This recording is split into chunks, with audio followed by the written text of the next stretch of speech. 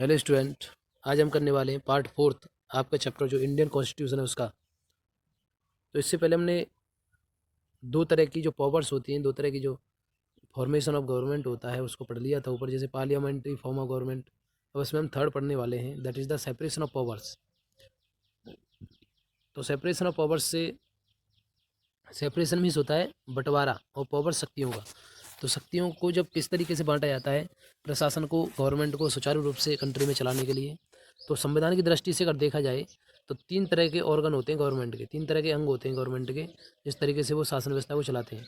पहला होता है लेजिस्लेचर, जिसको हम विधानमंडलीय सरकार बोलते हैं। दूसरा होता है एग्जीक्यूटिव, जिसको कार्यकारी सरकार बोलते हैं। और तीसरा जो अंग होता है वो होता है जुडिशरी, न्यायिक प्रक्रिया, जिसमें जब सुप्रीम कोर्ट, हमारे जितने भी लोकल कोर्ट्स हैं, पुलिस, सब इसी में आती है। जो लेजिस्लेचर है वो क्या होता है, लेजिस्लेचर में जो विधानमंडलीय जो है जो सरकार, उसमें जो हमारी इलेक्टेड रिप्रेजेंटेटिव होते हैं, जो चुनकर के लोग वोटिंग के द्वारा जो चुनकर के जो प्रतिनिधि आते हैं, वो सब इस किस में आते हैं, वो सभी लेजिस्लेचर जो ऑर्गन है उसके अंदर सभी लोग आते हैं। चाहे वो एमएलए हुए, चाहे वो एमपी हुए, चाहे वो लोकल एरिया में जैसे ग्राम प्रधान हुए, ये सभी लेजिस्लेचर में ही आते हैं। अब बात कर लेते हैं एग्जीक्यूटिव में क्या होता है। एक स्मॉलर ग्रुप ऑफ पीपल, एक लोगों का समूह होता है, हुआ रेस्पॉन्सिबल, जो जिम्मेदार होता है फॉर इम्प्लीमेंटिंग लॉज, कानून बनाने के लिए, एंड रनिंग द गवर्नमेंट, और सरकार को चलाने के लिए।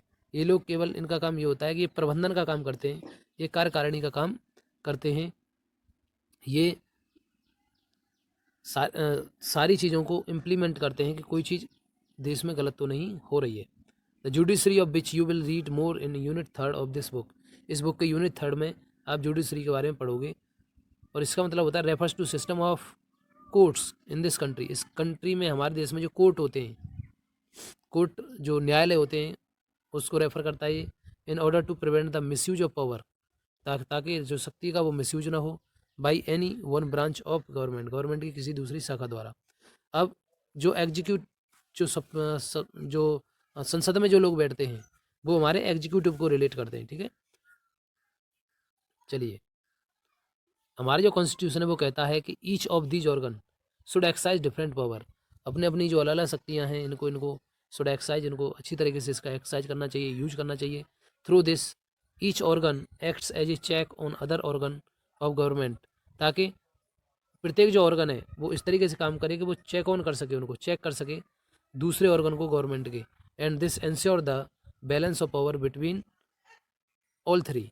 अब इससे अगर ऐसा होगा कि एक ऑर्गन दूसरे ऑर्गन पर नज़र रखेगा, और तो इस तरीके से जो बैलेंस है पावर में वो बना रहेगा, शक्तियों का जो बैलेंस है वो बना रहेगा। अब यहाँ पर जो वर्ड आप यूज देख रहे हैं बार बार, स्टेट, स्टेट का मतलब यहाँ पे स्टेट गवर्नमेंट नहीं है। इसका मतलब है व्हेन वी यूज स्टेट, जब हम स्टेट का यूज करते हैं तो we are trying to distinguish it from government. Okay, government के लिए हम स्टेट का यूज करते हैं। Government is responsible for administrating and forcing law, government जो होती है वो जिम्मेदार होती है कानून बनाने के लिए, उसको पालन करवाने के लिए। The government can change with election, government election के साथ में बदल सकती है। The state on the other hand refers to a, दूसरी तरफ अगर स्टेट को डिफाइन किया जाए तो पॉलिटिकल जो इंस्टीट्यूशन होते हैं, जो राजनीतिक संस्थाएं होती हैं, जो एक sovereign people who occupy a definite territory, we can thus speak the Indian state, the Nepali state etcetera. हम इसको देख कंट्री के रूप में इस टर्म को ले सकते हैं, जैसे नेपाली स्टेट और इंडियन स्टेट। तो इस तरीके से आपने स्टेट वर्ड को देखा। यहाँ पर ये पिक्चर आप देख सकते हैं, ये कॉन्स्टिट्यूशन असेंबली की जो पिक्चर है। यहाँ पर जो लोग एक दूसरे से के साथ में रेस्पॉन्सिबिलिटी का विभाग निभाते हुए असेंबली में प्रोविज़न लाते हैं और उनको एक कानून का रूप देते हैं। फंडामेंटल राइट हम डिस्कस करेंगे, लेकिन यहाँ पर देख लेते हैं फंडामेंटल राइट्स एक्चुअली में होता क्या है। फंडामेंटल राइट्स देख लेते हैं। फंडामेंटल राइट्स मीन्स मौलिक अधिकार, जो हमारे मौलिक अधिकार हैं उसके बारे में है ये topic. The section on fundamental right has often been referred, जो सेक्शन है जो संविधान में हमको मिला हुआ है जो हमारे मौलिक अधिकारों के लिए है, अक्सर उसको हम समझते हैं refer to as the conscience. Conscience means अंतःकरण, जो हमारी आत्मा है, संविधान की आत्मा कहा जाता है। जो मौलिक हमारे जो फंडामेंटल राइट्स हैं उनको संविधान के के कंसाइंस माना जाता है, संविधान का अंत्यकरण माना जाता है। Colonial rule had created a certain suspicious of the state in the minds of the nationalist. जो पहले उपनिवेश था, उपनिवेश के जो नियम थे जब देश स्वतंत्र नहीं हुआ था उससे पहले जो उपनिवेश के नियम थे उन्होंने क्या किया, एक निश्चित शक पैदा कर दिया था देश के अंदर और जो राष्ट्रवादी लोग थे उनके माइंड में, और they wanted to ensure that, और वे यह निश्चित करना चाहते थे कि a set of written right, एक लिखा हुआ अधिकारों का दस्तावेज, would guard against the misuse of, would guard मतलब उनकी रक्षा करेगा, किसके खिलाफ रक्षा करेगा, against the misuse of state power, जो उनको विधायी शक्तियाँ मिली हुई हैं उनके खिलाफ इंडिपेंडेंट इंडिया में, जो स्वतंत्र भारत में जब देश स्वतंत्र नहीं था तो उपनिवेश बने हुए थे, छोटे छोटे उपनिवेश में बटा हुआ था भारत, तो वहाँ पर अलग अलग उपनिवेश के अलग अलग नियम थे। तो इस तरीके से जब उपनिवेश के नियमों को वो ख़त्म करना चाहते थे, जो हमारे नेशनलिस्ट थे वो चाहते थे कि हमारे पास एक रिटन राइट रिकॉर्ड होना चाहिए जो हमारी रक्षा कर सके, जो हमारी रक्षा कर सके किसके खिलाफ, misuse of state power, misuse of state power, जो विधायी शक्तियाँ हैं उनका मिसयूज न हो स्वतंत्र भारत में। तो इसलिए उन्होंने इस सेक्शन को संविधान में जोड़ा। फंडामेंटल राइट्स जो होते हैं, बात कर लेते हैं उनकी, प्रोटेक्ट, वो क्या करते हैं, रक्षा करते हैं सिटीजन्स, नागरिकों की, अगेंस्ट, किसके विरुद्ध रक्षा करते हैं वो, आर्बिट्रेरी, मनमाने ढंग से जो काम होते हैं उनके खिलाफ, मतलब उनके लिए, उनके खिलाफ कोई भी व्यक्ति मनमाने ढंग से कार्य ना कर सके, तो फंडामेंटल राइट्स इस चीज़ की रक्षा करते हैं। एंड एब्सोल्यूट एक्साइज, और जो वास्तविक कार्य हैं जो पावर के थ्रू होते हैं किसी भी देश में, उनके खिलाफ भी वो उनकी रक्षा करते हैं। द कॉन्स्टिट्यूशन, जो हमारा संविधान है, गारंटी देता है हमको द राइट ऑफ इंडिविजुअल, किसी व्यक्ति के अधिकारों की, against the state as well as against other individuals, कोई विशेष व्यक्ति उनके अधिकारों का क्षरण न करे और उनके अधिकारों को उनसे न छीने। तो इस बात, चाहे वो सरकार हो, स्टेट हो, या फिर चाहे कोई विशेष व्यक्ति हो, तो हमारे जो अधिकार हैं उनकी रक्षा करता है। अभी हम अधिकारों की बात करेंगे कि कौन कौन से अधिकार हमको मिले हुए हैं, तब तक ये देख लेते हैं।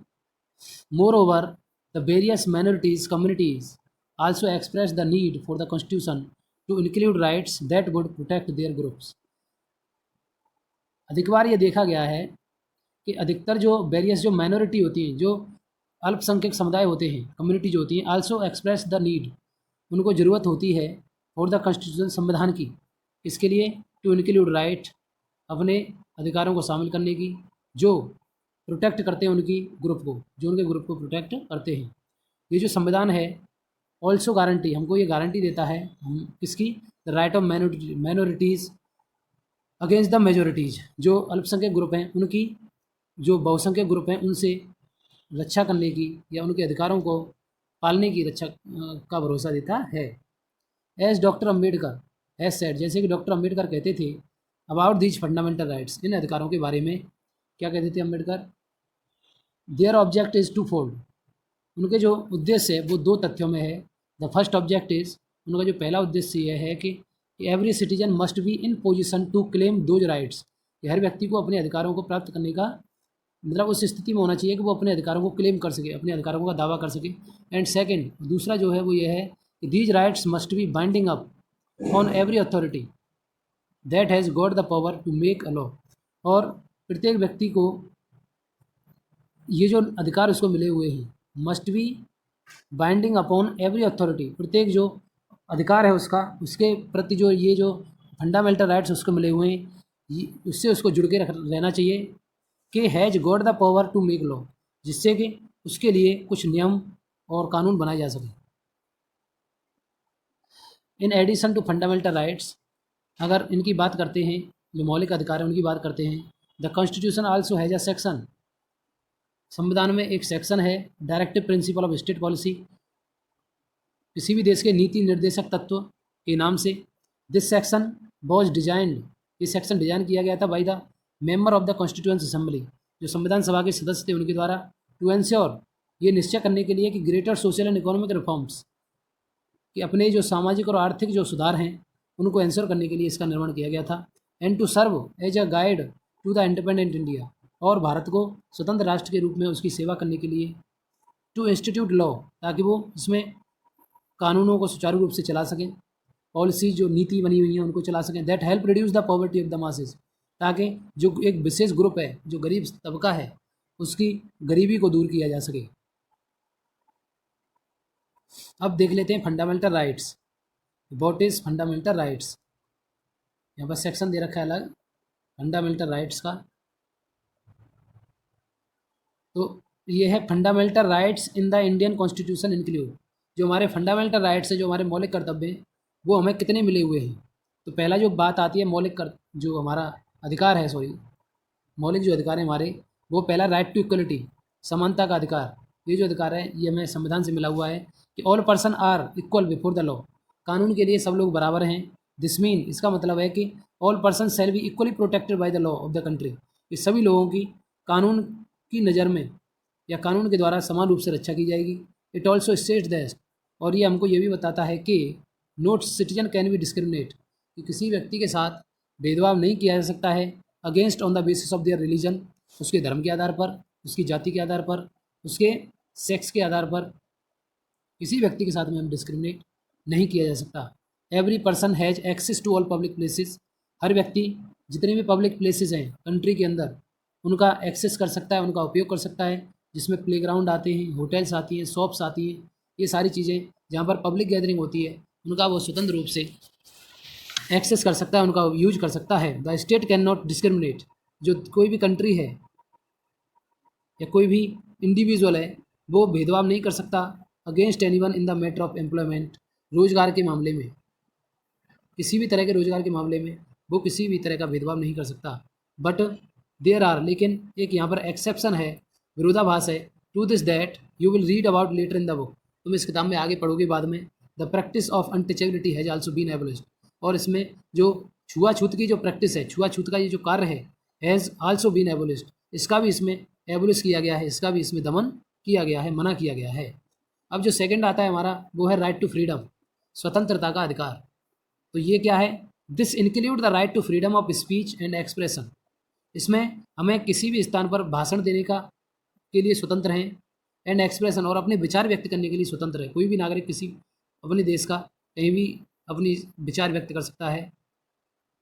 The right to form association, और उसको अधिकार है एक ग्रुप बनाने का, एक संघ बनाने का। The right to move freely, वो कहीं भी स्वतंत्र रूप से घूम सकता है। एंड रिसाइड, और कहीं भी रह सकता है। In any part of the country, देश के किसी भी हिस्से में वो कहीं भी घर बना करके रह सकता है, कहीं भी वो आ जा सकता है, देश के किसी भी कोने में वो स्वतंत्र रूप से घूम सकता है। And the right to practise, और उसको अधिकार है कोई भी काम करने का, कोई भी प्रोफेशन करने का, चाहे वो बिजनेस हो या फिर नौकरी हो, कोई भी प्रैक्टिस करने का उसको अधिकार है।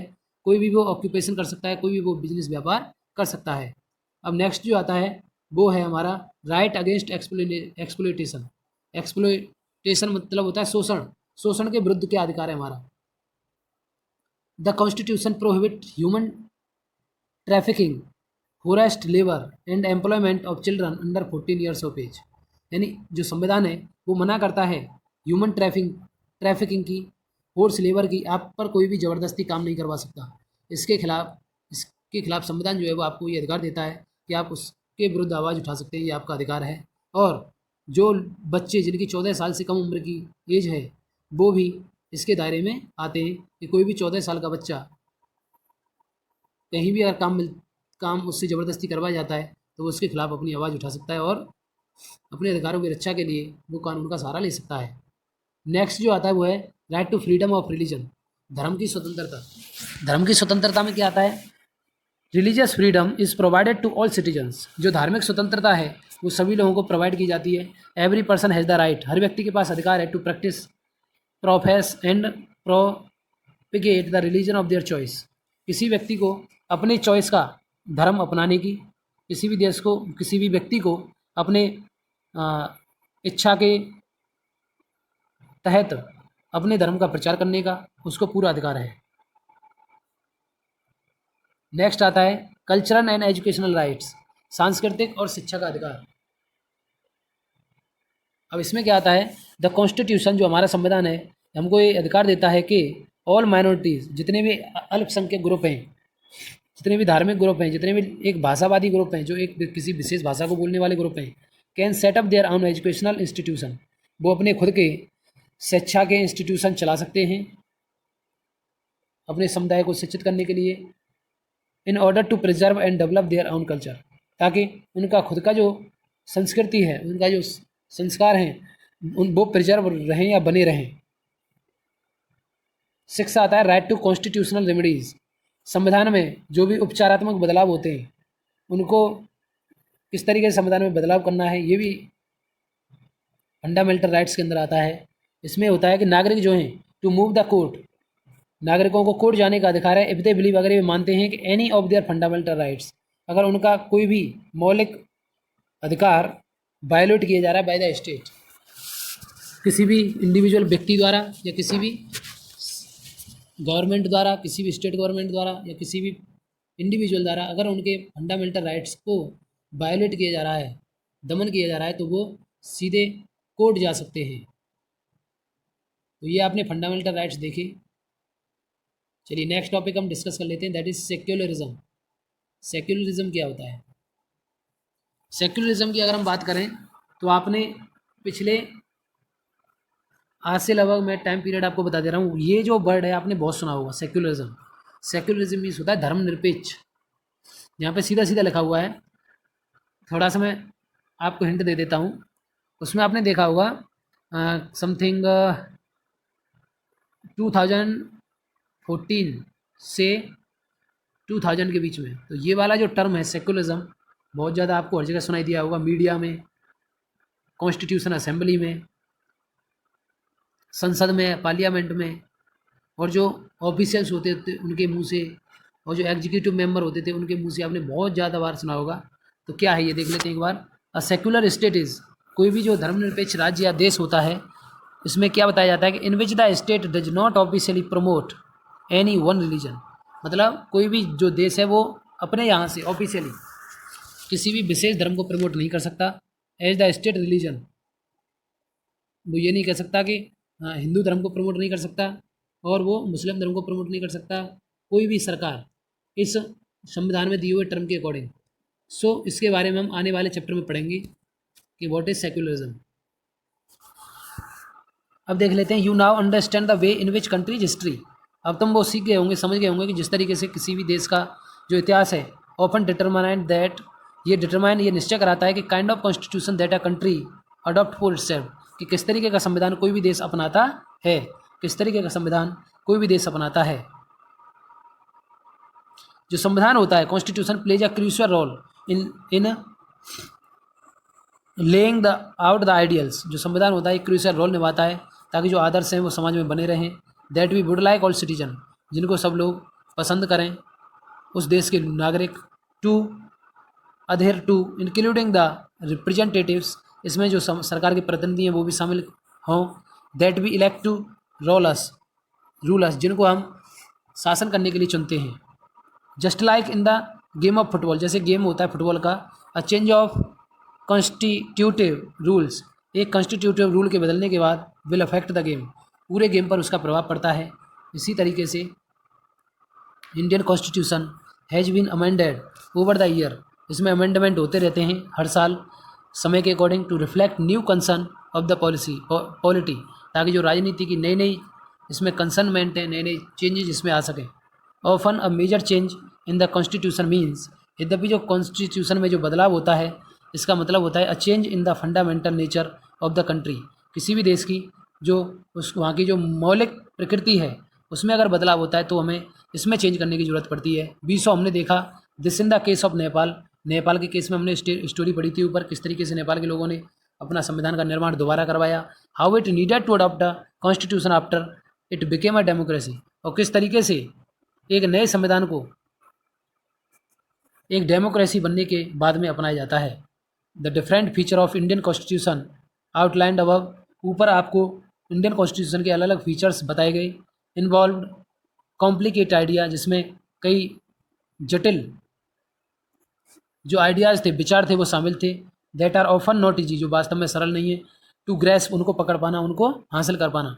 डोंट वरी टू मच, ज़्यादा चिंता मत करो। About this for the movement, इस क्षण आप इसके बारे में ज़्यादा चिंता मत करो, संविधान के बारे में, क्योंकि in the rest of the book, इस बचे हुए आगे वाले जो चैप्टर आपके आ रहे हैं और हायर क्लास में जब आप आगे जाओगे तो you will read more about these different features of the Indian constitution, तुम भारत के संविधान के अलग अलग फीचर्स को और डिटेल में पढ़ोगे।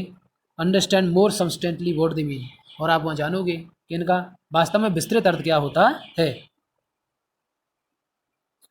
ये पिक्चर है, यहाँ पे पिक्चर को हम डिस्कस कर लेते हैं।